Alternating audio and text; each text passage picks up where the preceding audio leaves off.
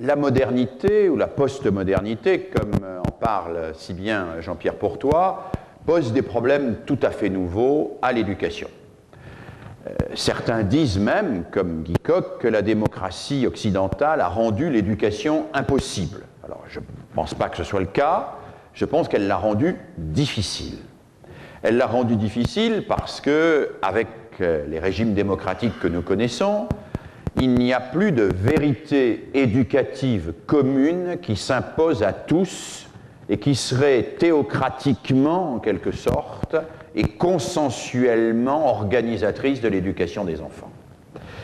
Autrement dit, nous vivons dans un monde où les références morales traditionnelles qui présidaient à l'éducation sont devenues beaucoup plus parcellaires, ténues, elles sont très individualisées, elles ne sont pas autant partagées qu'elles l'ont été, et c'est un nouveau défi que d'éduquer dans ces conditions.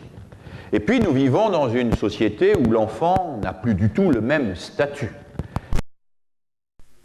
Des philosophes comme Marcel Gauchet appellent l'individualisme social, la montée de nouvelles formes de démographie, de natalité, la montée de ce que un démographe et Paul Lyonnais appelle l'enfant du désir, qui ne veut pas simplement dire l'enfant désiré, la montée de ces enfants qui aujourd'hui sont tous prévus, et prévus dans un contexte nouveau, puisque c'est leur arrivée qui crée la famille.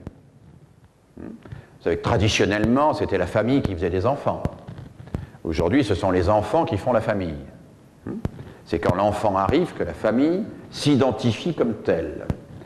Et donc l'enfant occupe une place absolument nouvelle, tout à fait centrale. Il est l'objet de toute une série de projections des adultes qui en font non pas un roi, mais une personne dans laquelle mettre tous leurs espoirs et toutes leurs espérances, en même temps que le consensus global autour de nous en matière éducative disparaît progressivement.